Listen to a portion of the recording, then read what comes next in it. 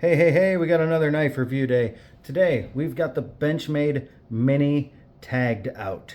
I don't know why they didn't call it the Tag Out, but the Tagged Out it is. This is a nice little knife. A little bit small for my liking typically, but where it lacks in size, it makes up for in being lightweight and having an excellent steel to the blade. This has CPM 154. This sucker holds an edge like crazy. Pretty decent action, little crossbar lock. Unfortunately, the detent isn't very good for flicking. Like, you can spidey flick it, but thumb flicking, like, you gotta get, that hole's just not quite there.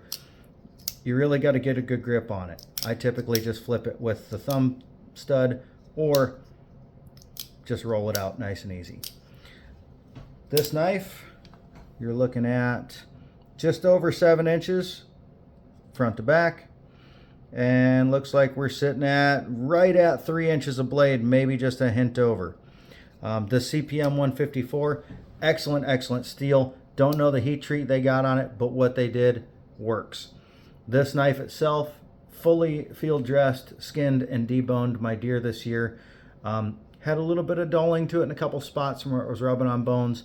Hit it with the strop, it was good as new. Zero issues at all. Action took a little bit of tuning.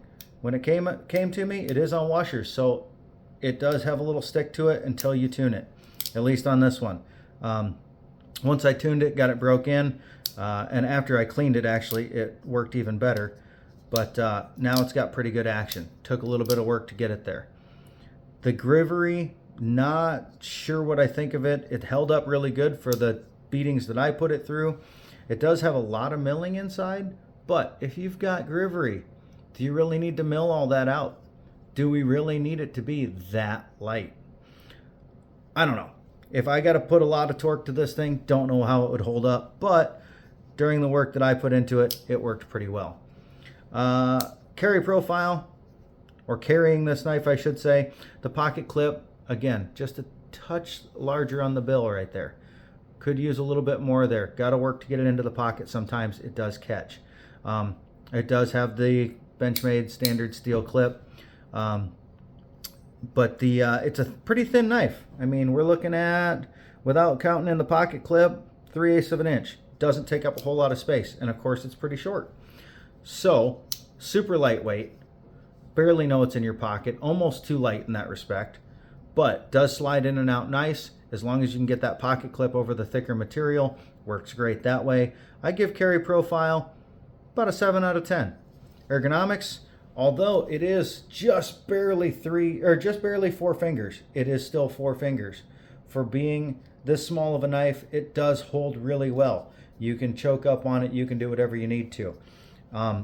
Used the piss out of it, didn't have any issues, kept a nice grip even when it was covered with blood and all kinds of other fun stuff from that deer.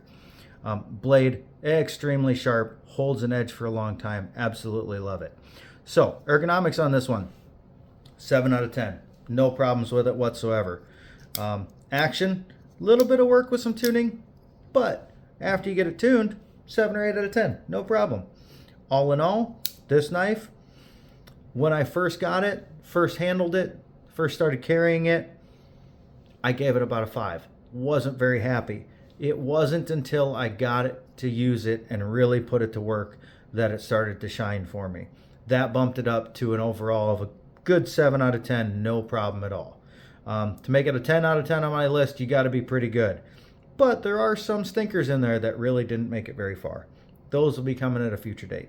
So anyway, Benchmade Mini Tagged Out. Probably get a higher rating if it didn't have the butterfly tax. This little lightweight knife is over $200.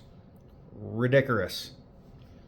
Anyway, check it out if you want to. If you like your Benchmades, you probably won't be upset about it. It is a mini, so expect a mini, but it does pack a big punch for its size.